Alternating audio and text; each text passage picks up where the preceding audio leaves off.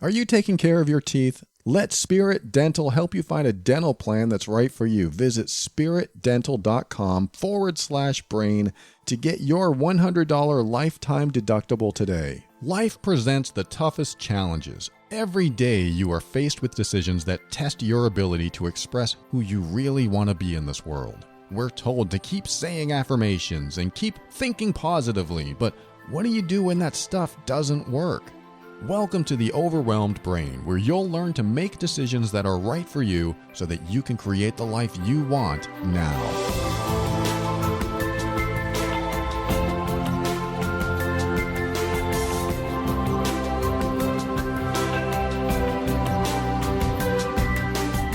Hello and welcome to the show. My name is Paul Coliani and I'm here to help you increase your emotional intelligence so that you can avoid dysfunction, handle toxic situations with grace and ease, and show up as your authentic self.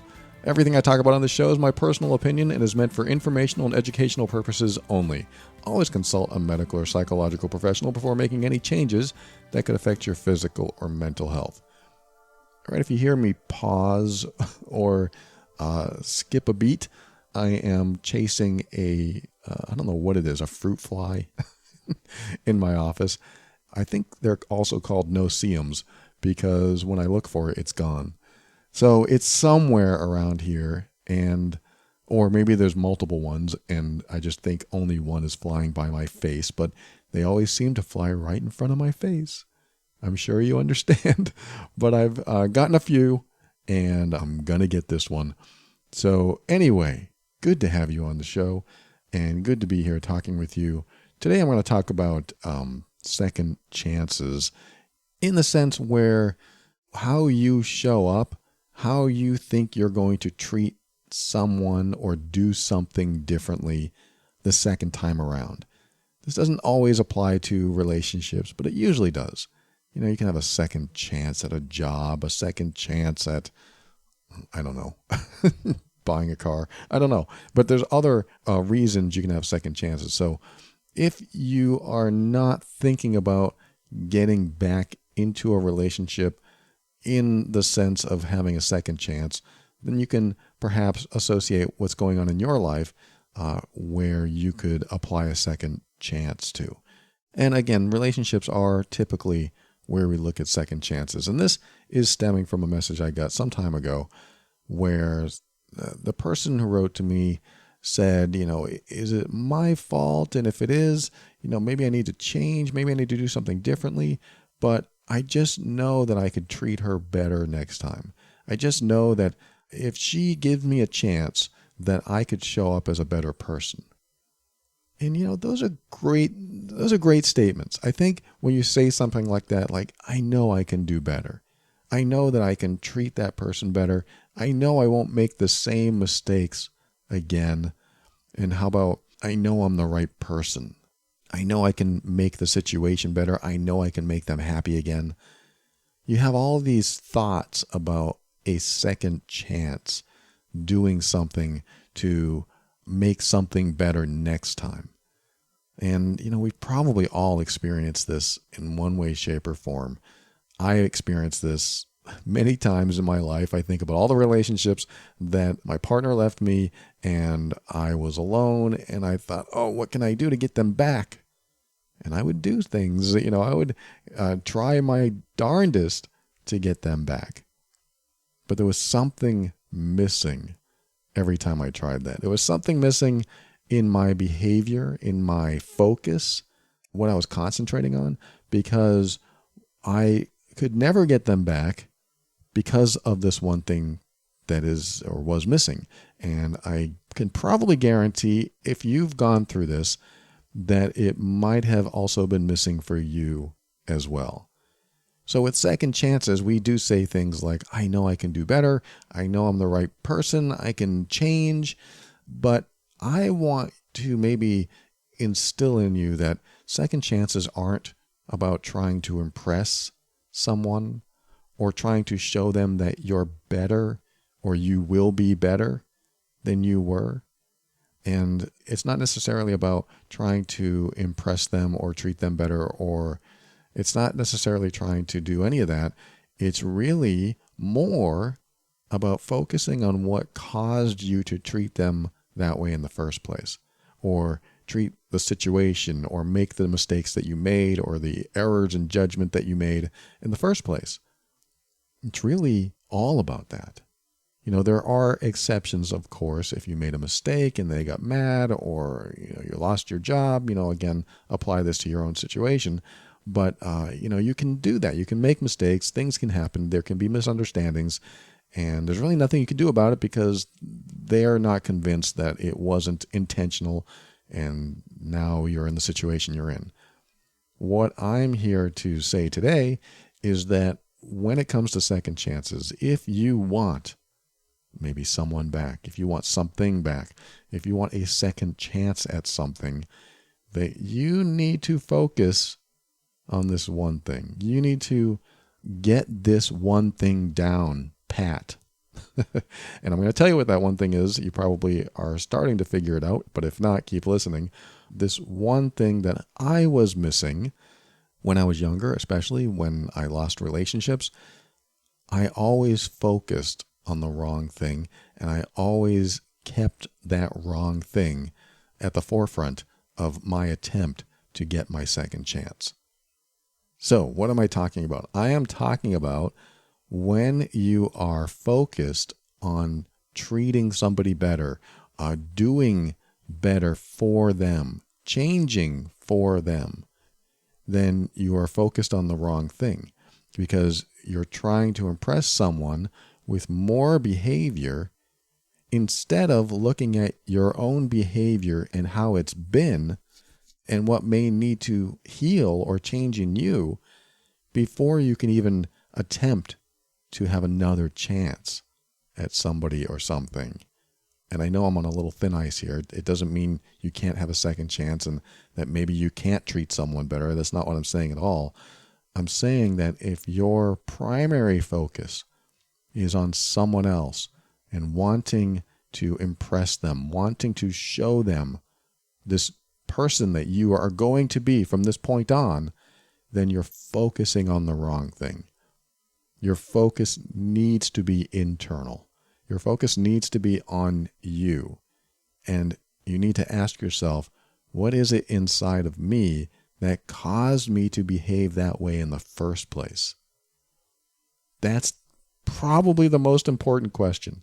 In fact, in almost any situation that you're in, even if it's something they did that they're responsible for, that they're to blame, and you know it's their fault, it's still helpful to ask yourself the question, what is it inside of me that caused me to behave the way I did? Because when you ask that question, you're going to discover some programs inside of you that are motivating you to be a certain way and to act a certain way. These are the types of subconscious subroutines, if you want to call them that are inside of us running the show, and we just are acting upon those programs, doing what we are programmed to do.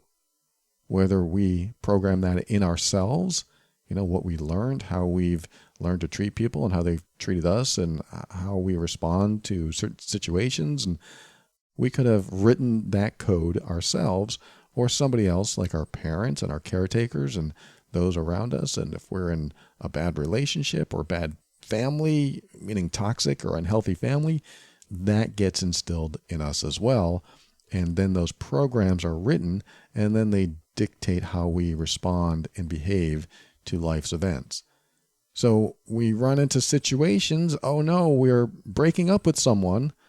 Now we have this program that kicks in that tells us how to feel, how to respond, how to act from that point on, or multiple programs. We have these underlying processes that will dictate how we respond to life's events. And because they're in there, it's important to understand what they are and how they function. It's secondarily important, but still very important, to understand where they came from, why they appeared, why is that there, why do I respond that way? What is inside of me that's causing me to feel this way? What beliefs do I have? Why do I think this way? And why do I behave this way? Or why did I behave this way? I love the idea of questioning your own behavior, even when it's good. Like I said, even when it's somebody else's fault and you had a healthy response, even anger. You can be angry at somebody about what they did, and that could be a healthy response in you. But it's still good to ask the question, what is inside of me that caused me to feel that way and think that way and be that way in that moment? Where did that behavior come from? Because when you start learning about yourself, this is the magic. This is where you can really start hacking yourself in a good way. Hacking, reverse engineering who you are and how you are and why you behave the way you do. Why did I just say that? Why did I just do that? But don't stop there. Really find out, figure it out. What caused me to act that way? What caused me to be that way? What caused me to say that certain thing? And don't just stop when you get an answer. Well, I wouldn't have said that if they didn't say this. That's not a good place to stop. If somebody said, oh, you're a jerk, and then you had a response to that, what, I'm a jerk? No, you're a jerk, and you got angry. Don't say, well, it's obvious why I got angry. No, you want to dig into that. Why did I get angry? And then goes bigger picture. Why do people get angry when they're called a jerk? Why is that? Be curious. Wonder why you behave as you do. Be fascinated by your own personality. Because what's going to happen is that you're going to break into the program and start to debug yourself. And I apologize if these references are too technical for some people, but I think you get it. Because debugging a program means let's find the bugs, let's find the glitches, let's find out why we're not getting the results we want. Why can't I get the outcome I want? I'm in this situation or I'm in this relationship, and every time they do this and I do that, we end up fighting or we end up breaking up. It happens and I don't know why. I don't know what to do. So what's next? Well, you can continue looking outside yourself, or you can start asking yourself why you're doing the behavior you're doing and where it comes from and what is motivating you to do that, and on and on and on. You just want to dig inside, drill into the behaviors and figure out what is causing me to behave that way. Now, what I started to say earlier is that there's an internal focus and an external focus. The external focus is really based around, so how can I change so that this person sees me in a better light? That's a very external focus, even though it's about how you can change. So we can totally connect with that. How can I change? Yes, absolutely. What can I do to change? However, that's still not the right question. I don't think it's about changing. I think it's about discovering. I think it's about understanding. Because once you discover and understand why you behave the way you do and why you think the way you do, and come up with an opinion about it, meaning, well, I do this because of that. And my opinion on that is I think it's okay to be that way. You might come up with that. You might say, well, when somebody says or does this and I act this way, I think that's an okay way to behave. I think that's an okay way to act because I believe it's, whatever it is for you. It's honoring myself. It's valuing myself. It's being self-compassionate and self-loving. It's caring. It's caring about them. It's caring about myself. And when I show up that way, I feel good in myself. So you might come up with that and decide that your behavior wasn't an overreaction, wasn't bad at all. So why would you change that, what you already appreciate about yourself, for someone else? You don't want to do that, in my opinion. You don't want to change for someone else. This is kind of the roundabout message in this episode is, when you start to think how you can change for someone else, you're looking in the wrong place. You're looking in the wrong direction. You're going in the wrong direction. What can I do differently so that they'll see me differently? We don't want to focus on that. I was telling a client the other day who was going through a possible separation or divorce. She said that her partner reached out to her and wondered how she was doing. And I told her, your partner did a lot of not so good things to you. That person put you through an emotionally abusive situation a number of times, and for them to ask how you're doing, they are too preoccupied with you to show that they are actually working on themselves. Because she wasn't sure, what do I say to this person? What do I do? And I told her, you need to focus on you, and that person needs to focus on them. And by doing that, it's all internal. I am focused on me. I'm going to work on myself. Because if that person is preoccupied with you, then they are not working on their own healing and growth. That doesn't mean like you can't ever think about somebody else while you're working on your own healing and growth. But certain situations call for somebody who says, you know what, I need to work on myself. I need to heal. For them to look at you and say, why don't you give me the healing space that I need so that I can work on myself, so that I don't show up the way I always show up. I don't want to be that person in your life. I need to work on myself. I need to heal. That's the kind of healthy response that we want to hear from people that maybe have hurt us in the past. If we hear something like, wow, I realize how bad I treated you, I need to look at myself and figure out why I do that. That's a great response.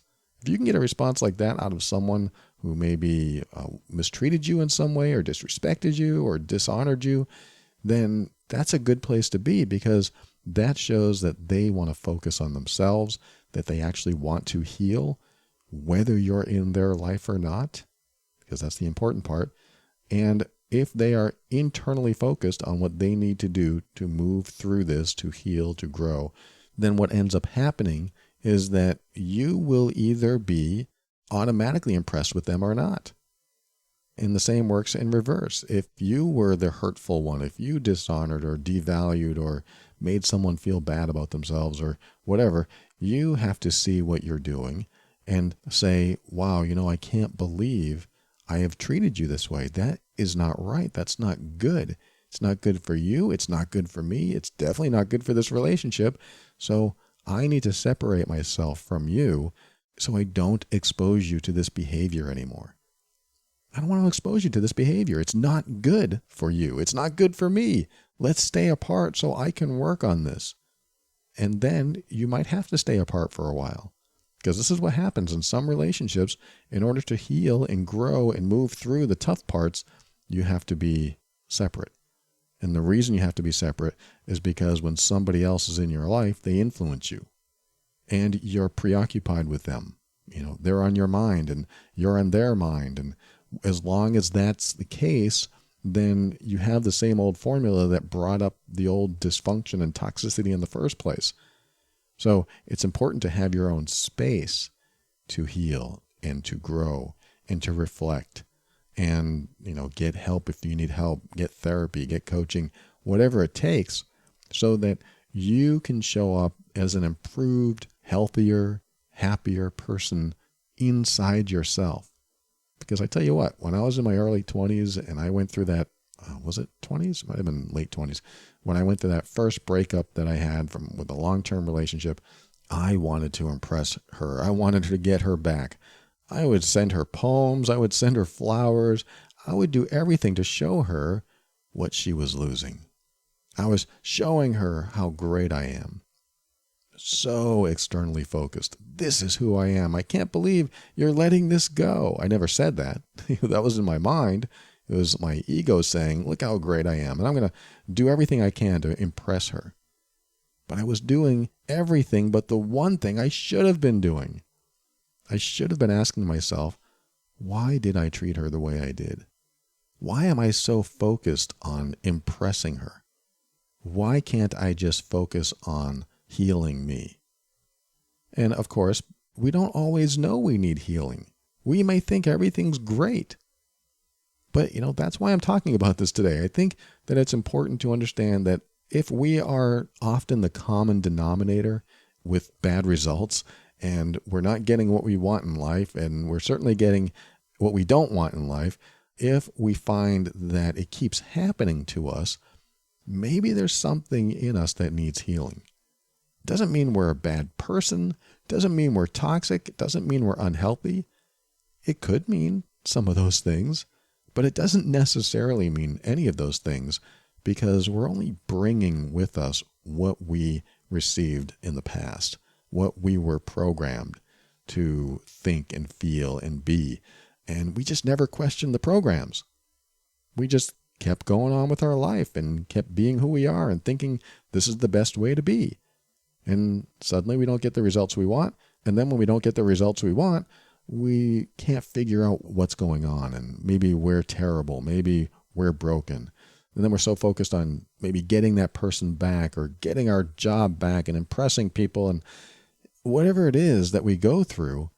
When we start to focus on how to get something back and get that second chance in life, we're missing out on the most important aspect of life, which is reflection, understanding ourselves, questioning our own behaviors, and making sure that we really tackle what perhaps might be holding us back or causing us to keep getting results that we don't want.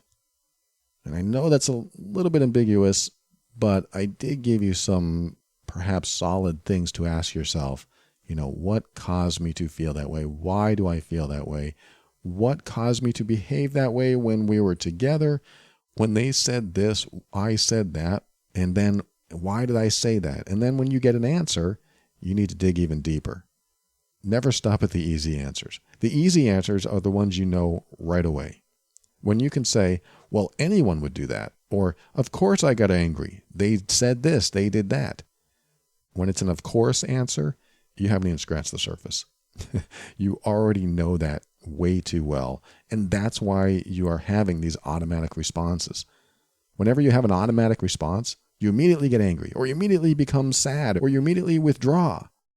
Whatever your response is, whatever is immediate, that's your automatic programming that may or may not need that debugging, that questioning, that digging in, that drilling down, so you understand why you're doing this stuff. You may not know, you may not get the answer, but you're going to get closer to the answer. You're going to get closer to the origin of these programs that are driving your behavior, so that you can start to, like I said, debug and break apart your motivations, what's driving you to do the things you do.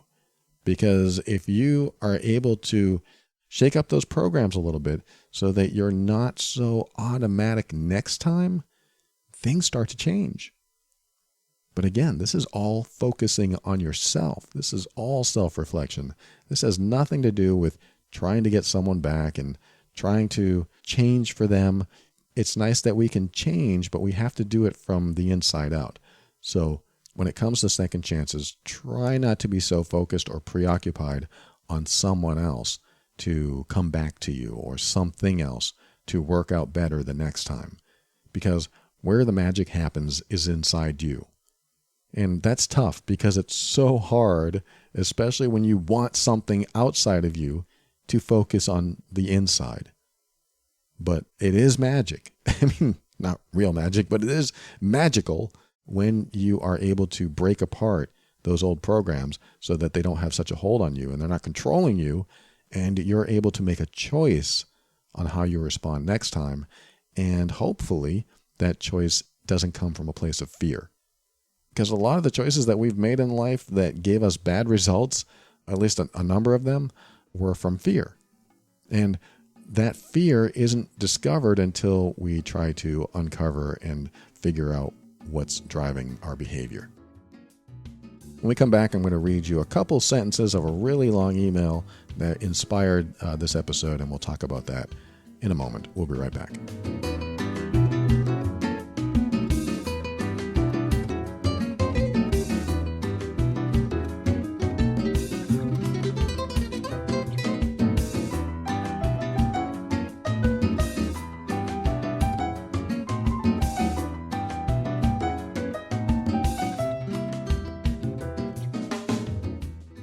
I'm going to be a little bit vulnerable with you right now. I haven't gone to the dentist in a long time. And it's vulnerable because people always say, you need to get your teeth cleaned twice a year. You need to go to the dentist and make sure you maintain. I know, I get it, and I do have some problems, and I need to take care of them. I'm embarrassed to tell you what they quoted me the last time I went to the dentist, and I never went back. But I swear, I'm not a total wreck in there, but I do need help. And it's been a long time. It's just a place I don't really think about. As long as my teeth aren't hurting, I'm not going. That was my philosophy for a long time. Fortunately, I learned to floss really well to keep my mouth healthy, and that has been a huge help. However, every now and then I have a tooth that hurts, and I think, I should probably go to the dentist. But how much am I going to have to spend, and what's involved? And if it was that much last time I went and I haven't gone back since, it's probably going to be a lot more. So I'm telling you all this because there is a company that reached out and wanted to sponsor the show. So I looked them up. I looked at their website. I saw what they had to offer, and I made sure that this is something that I wanted to share with you because now I'm looking into this company called Spirit Dental. And if you're anything like me, dental insurance isn't something you think about a lot. However, without it, an unexpected emergency can turn into a costly dentist bill. And how often do we plan on dental bills? We don't, or at least a lot of us don't plan on dental bills. It's kind of like something that we hope never happens. I'll just keep brushing and flossing. Hopefully you're flossing, but if you're not, then I want you to listen really close because Spirit Dental makes it easy to find a dental plan that's right for you. And with other providers, you run into high deductibles, long waiting periods, expensive procedures that might not even be covered. But Spirit's trusted plans include guaranteed acceptance, no wait period for major services, $100 lifetime deductible, and coverage for major services too, like dental implants, crowns, and bridges. So I want you to consider Spirit Dental as an option for you if you're looking for dental coverage that's made easy. Go to spiritdental.com/brain to gain a little peace of mind. It's been way too long for me. This is something that I'll be doing very, very shortly. Again, go to spiritdental.com/brain, get a quote in about 60 seconds, and find a dental plan that's right for you.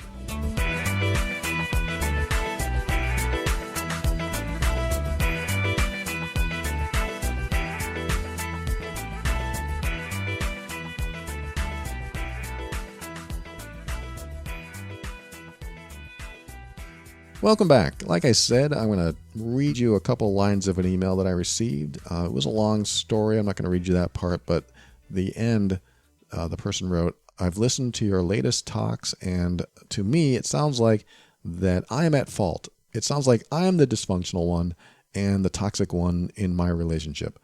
I should have cared more, and I should have given her more love and understanding. I can't express to you how much guilt I feel for this and how much I truly love her. I see my wrongdoings, and I'm just starting my own journey of self-improvement, and I really hope that I can be with her again because I think I can make her very happy this time. But at the same time, I'd like your opinion if this is a good idea. Should I just move on? And then he said, sorry for the long text. I would love to hear from you. Thank you so much for sharing the whole story. I didn't read, but in a nutshell, he was telling me that the woman that he met several years back, she had a lot of challenges in her life. She had high anxiety. She had suicidal thoughts, and every night she would cry, and he would be there for her. But over time, he got a little bit insensitive to that, or he became jaded to her nightly cries and her constant talking about anxiety or constant being in, and this is my words, victim mode. He just got a little bit jaded, and he didn't know how to handle it anymore, or he just became insensitive because it was getting old. And that sounds insensitive. I know it does. But at the same time, one thing I want to say about that before I talk about his comments that I read at the beginning here, is that you don't have to be someone's therapist. You don't have to be someone's coach. In fact, I don't recommend it unless you are licensed or certified to do so. And even then, if you're close to them, you're probably too close to them. you're probably too close. If someone really needs your help and you're in any type of relationship with them, yes, it's okay to do your best and, do what you can. You might have the solution. You might get them out of the funk, and it might be the best thing that ever happened to them, and it might be rewarding for you, and, you just want to see them happy. Absolutely. I don't discourage that. What I do discourage is when you become their regular go-to. If you are the regular go-to, it gets a little bit dicey there. I'm sort of a regular go-to for my girlfriend, but she's also a regular go-to for me. And it's not a nightly thing. It's a lot less frequent. But we can go to each other because we're understanding, we're open, we're non-judgmental, and we listen.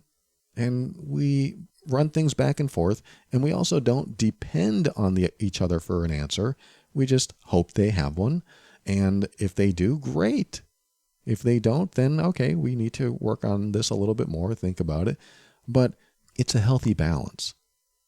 The problem comes when you don't have a healthy balance. This person who wrote in, I don't think he had a healthy balance. He was the receiver, the nurturer, the caretaker, at least, from the way he explained it. And, she definitely needed caretaking. I'm not saying that it was required. I'm not saying that she couldn't survive without him. I'm just saying that from the way he explained it, she needed someone to listen, to nurture, to be receptive in the way she needed it. And he was growing, I don't want to say this, tired of it. It was growing old for him.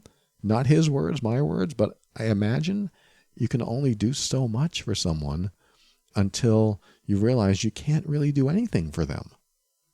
There's some people you can't do anything for. This is why it's important to figure out when it's not necessarily a healthy balance.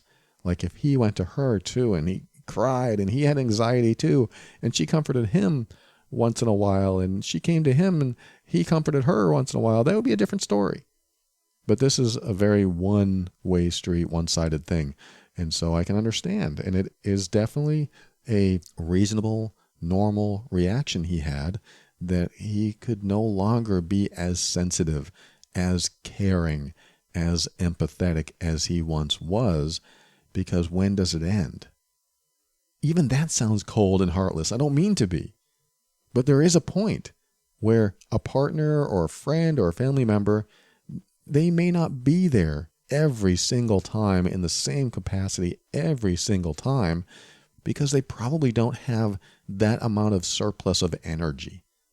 It can take a lot of energy to be receptive and caring and nurturing. Even though it would be great if we all had an abundance of energy that we could give and be nurturing and receptive, but at one point, again, it has to have that healthy balance. There also has to be a give and take in there. So I imagine, and this is only my interpretation, that what happened here is that there was only take, at least from his perspective. It was always him giving and nurturing and caring, but at one point, he's not going to feel helpful. I mean, that's really going to happen. He's not going to feel helpful at all, and he's also going to wonder when the relationship's going to start, when they're going to have some normalcy in the relationship. And that is tough, because if you're always the one that is the coach or the therapist in the relationship, and you're not getting your healthy dose of a relationship where they're also showing up as caring and giving and nurturing, if that's not there, then the equality is lopsided. It's not working. And I look at it as always a give and take. If it's always one person that's always giving and the other person that's always taking, or maybe takes the wrong word, receiving, there's always one person giving, there's always one person receiving, then it's lopsided. So this is probably what happened. It was too hard to continue that cycle. So he had to grow distant and grow disconnected in order to save himself, likely. It can be very draining to do it repeatedly. If you're doing something over and over and over again, it takes a lot of energy. So I won't belabor that. That's absolutely, I believe, what's happened there. And because of that, he had to distance himself to really have some energy left for himself. So this is what I see. The person who wrote to me, this is what I see, and this is why it happened, because he was wondering, oh, maybe I was the bad guy. Maybe I was the toxic person. Well, the only thing that I would have done differently is definitely refer her to some sort of professional where she could express this, because you were too close. And when you're too close, you really can't give a non-biased, objective opinion on anything. And maybe she wasn't asking for that. Maybe she was just wanting you to listen and be there and be receptive. But there is a point where if it's happening, like you said in your email, night after night after night, and there were other things that you mentioned as well that seemed to indicate that maybe there was something else going on there too, but I don't want to get into that. But when it comes down to is when someone uses you as their coach or their therapist over and over and over again, and without that healthy balance of give and take, then what ends up happening is that the person that is giving gets burnt out. And if the other person doesn't seek a professional to talk to, or a best friend, I mean, it could be anyone, a best friend, a family member, if they lay it all on you, then the relationship becomes about their issues. And I know this is kind of dicey the way I'm saying this, because, you're supposed to be there for one another. But like I said, the unhealthy balance, the give and take, isn't there. When it is there, it's a different situation. There's tit for tat. It feels good. It feels bonding. It builds trust. It builds strength in the relationship. But when it isn't there, yes, we need to talk to a professional. And, you could go in together and talk to the professional if that's what she wants. Totally.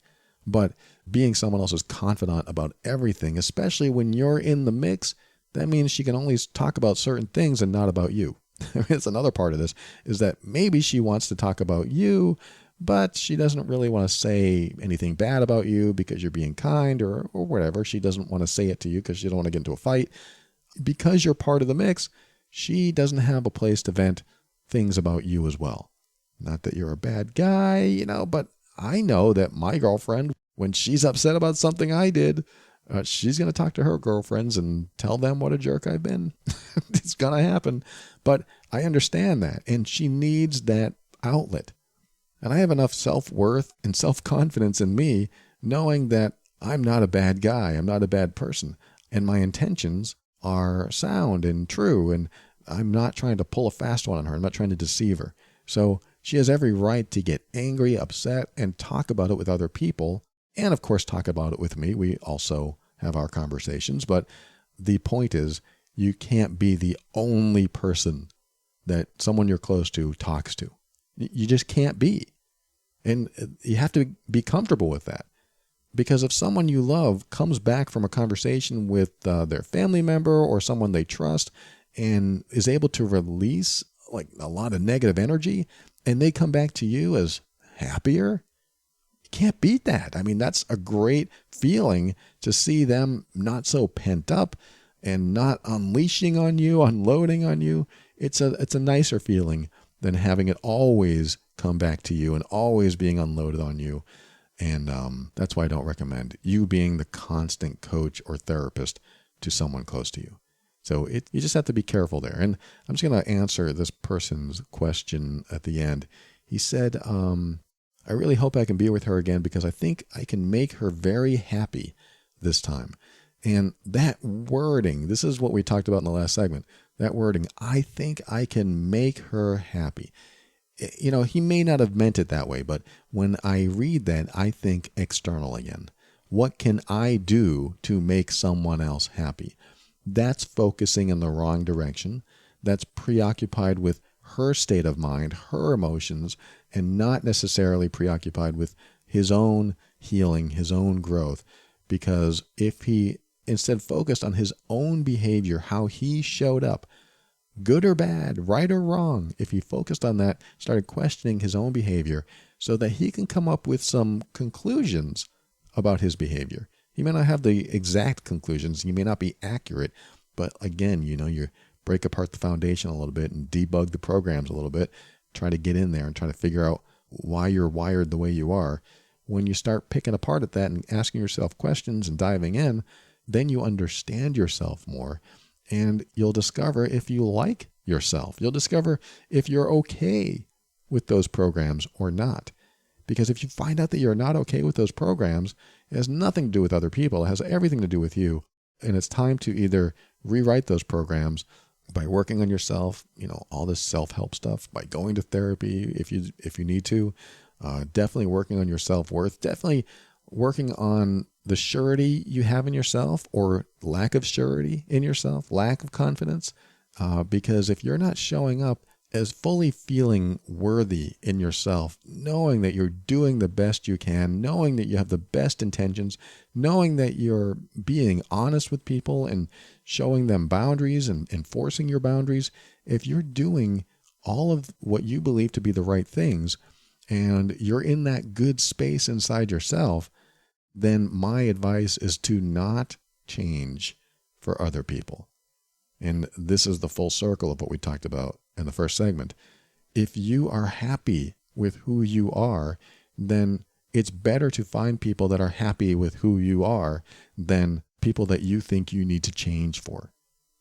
Not that people couldn't inspire you to change. Absolutely. If you smoke cigarettes and you meet someone who doesn't smoke cigarettes and it inspires you to quit, that's great. But if you only quit because they hate it, and so you quit, and then you resent quitting because if it wasn't for them, you wouldn't have quit, then you're doing it for the wrong reasons.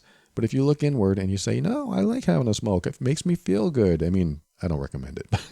But if you feel this way, this is who you are, and that's what you want to do, and you're comfortable with that, and you're okay with other people being uncomfortable with it, and you're okay if other people leave you because of it, because why would you want someone in your life that doesn't like who you are?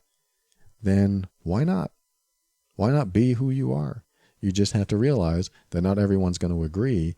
And if you are okay with who you are, it's better to not change who you are and become resentful.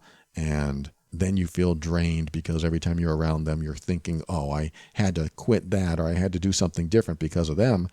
You don't want to live life like that. You don't want to be in that space. So for the person who wrote, I want to thank you for sharing that story. My final words on this is that when you focus on yourself, when you work on the healing that you need to do or the debugging of all the processes inside of you, just by asking questions, diving in, why did I do that? What's causing me to do that? Why am I angry about that? Oh, that's why I'm angry? Well, how is that a big deal? What led me to that anger then? You keep digging and digging until you find something that really starts to shake your foundation and you realize, oh, that's why I'm that way. And then you have a choice. You can change it or not. You can work on that or not. Totally up to you. Just depends on who you want to be and how you want to feel. And if working on it makes you feel better, maybe you will change. And maybe that other person will see those changes and really like them. But they're not going to like something you do externally that doesn't start from within, because then it looks like a game or an act. It looks like you're just trying to impress them, showing them that, hey, I'm this great person, but really I'm still that same old person inside. Not that it's bad, not that I'm saying that you're broken or toxic or anything like that. It's just that when your focus is on someone else, it does make it appear that you're not working on yourself. And when you work on yourself, you shine. I mean, I like to look at it that way. When you work on yourself, when you improve anything about yourself, you shine. You shine brighter and brighter. And that's when people start noticing. That's when the people that were once in your life that knew you as one way, they suddenly see you this other way. They're either going to hate it, because there are people like that, and usually family. They're going to hate this new you, or they're going to love it. They're going to see you and go, whoa, what happened to you? You're so different. Don't be afraid to be different. Thanks for joining me today. So glad you're here. Be right back. I'll say some thank yous and my goodbyes and my final words right after this.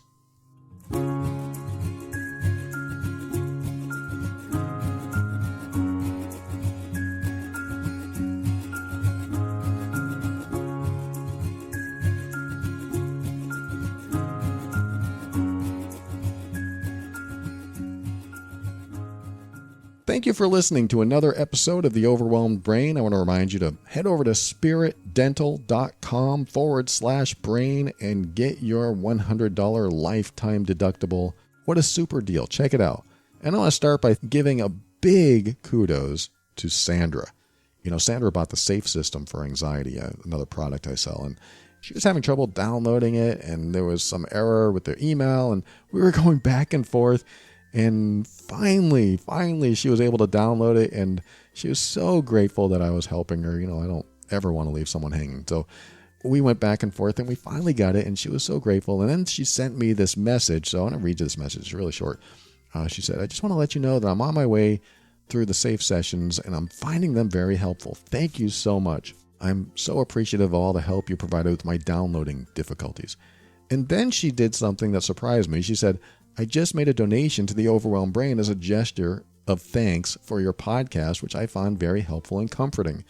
It's a small donation, but I hope it conveys my thanks and appreciation for your sessions, which make just so much sense to me. I hope you and Asha are keeping well and safe." She's talking about my girlfriend. "And with thanks again, and my best wishes, Sandra." Okay, Sandra, I sent you an email and I said, okay, I want you to tune in to this episode this weekend because I want to thank you on the air. And I also want to say, I had to laugh when you said I just made a small donation. When I saw the amount, it was not small at all. So your definition of small and a lot of other people's definitions of small are vastly different. And I just want to say thank you. Thank you so much. It surprised me. It humbled me. And after all the trouble you had downloading it, you still donated. So I wanted to dedicate these 2 or 3 minutes to you, Sandra. Thank you. And I appreciate you. And I am so grateful for you. Thank you again.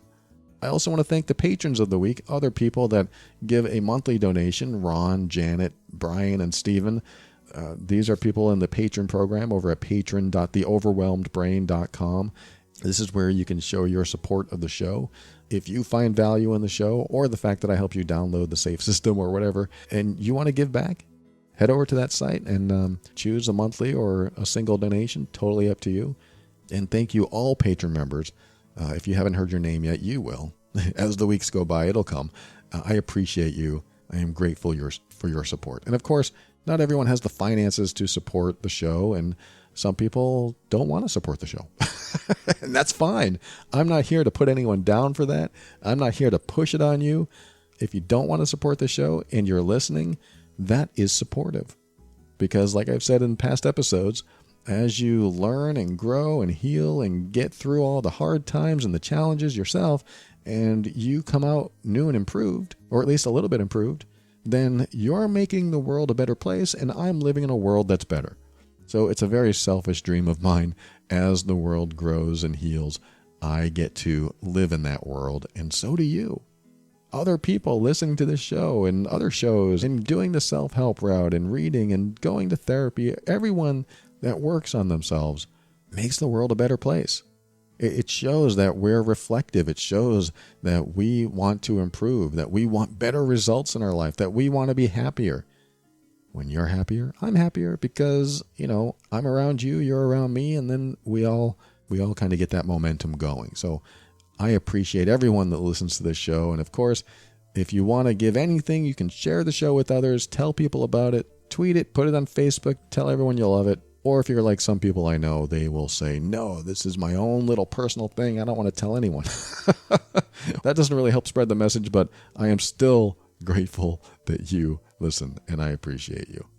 And I forgot to mention, if you want this safe empowerment system, it is still probably indefinitely at a 50% discount because of all this COVID stuff. And I don't know, I'm not looking to make $1 zillion on it, so I just cut it in half and gave it a 50% discount using the code BRAIN50. So if you go to quietbegins.com, use the coupon code BRAIN50, that's BRAIN50, and you'll get 50% off the product. So it's a good deal, and I'm getting a lot of good feedback on it, and it is designed to diminish or dissolve your anxiety completely. quietbegins.com. And finally, I want to thank Kevin MacLeod of Incompetech.com for some of the music transitions in The Overwhelmed Brain. And to finish the show, I think there's another email here. I think it's just a thank you, but I'm going to read it anyway. I might have some comments on it. This person says, "Hey, Paul, thanks for being here and sharing the journey with me because you're usually talking directly to me, right?" Yes, I am. I'm talking directly to you. And she says, I've been with you for a few years, and I really appreciate the tools and insights and words and ideas and solutions, and generally find at least one takeaway with each podcast. The pandemic has sidelined so much of what's, quote, normal and routine, and the long winter before that was already uber challenging. So cripes, it's like a 6-month trip to a deserted island. I listened to a few episodes this weekend on a long drive home and was thinking about all the reasons why the overwhelmed brain resonates and how it connects.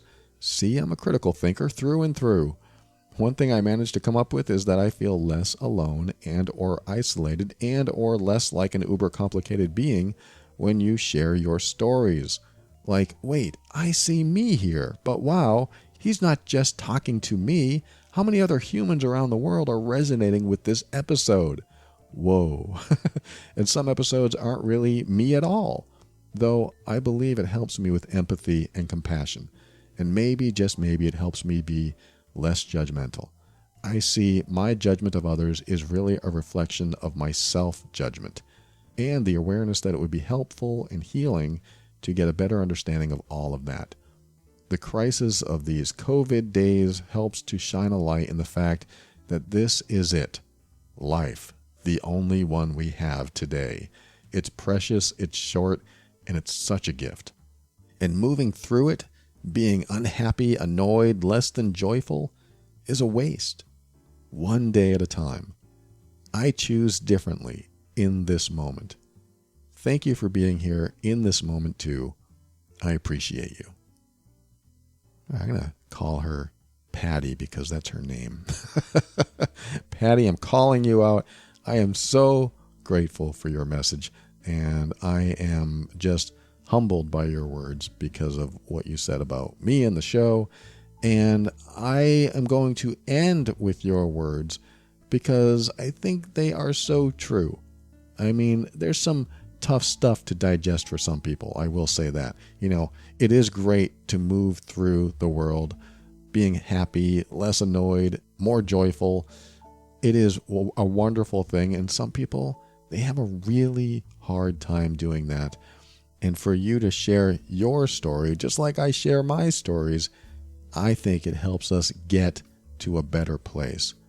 Because, and let me just say this real quick, one of the things that I talked about on episodes a while back was that when you carry around anything that you feel ashamed about, guilty about, embarrassed about, worried about, concerned about, any of those not so good feelings, when you're carrying around those feelings and those thoughts, that life doesn't always feel as satisfying or fulfilling as it could be. And so what Patty's saying here is that, you know what? This is our life. This is it. This is what we got, at least on this earth at this time. So we really have to be present. We really have to be aware, and we do have to take it one day at a time. We don't know what's going to happen tomorrow. And, what if the worst does happen tomorrow? Then what did we think about and what did we do today? Was I spending the whole day worried about some bill that I couldn't pay, or losing my job, or worried that I got a flat tire, or thinking about somebody that I dated 30 years ago and I'm still upset? Did I spend my last day thinking about that? I mean, I hope that's not too morbid of a thought, thinking tomorrow couldn't happen. But it is something to think about. It reminds me when I felt like I was going to die once. Suddenly, all my worries about bills and all my stresses were gone because I thought I was going to die. And it just felt good. Not that I wanted to die, but knowing that if I did, then all of that wouldn't even matter. That's kind of where I put myself when I think about, if tomorrow didn't happen and I was taking one day at a time, how would I celebrate today? How would I be today? How would I show up today? I think that's a great way to dive into yourself as well. Thank you, Patty, for sharing that. I appreciate you. And I appreciate you. I'm talking directly to you, the person listening right now. I am talking directly to you. I'm with you. I'm right there. I just touched your shoulder. I'm right there. All right, I won't let this get creepy. All I want you to do is keep an open mind, because this will help you step into your power. And also be firm in your decisions and actions so that you can create the life you want. Always take steps to grow and evolve. You are powerful beyond measure. And above all, And this is something I absolutely know to be true about you. You are amazing.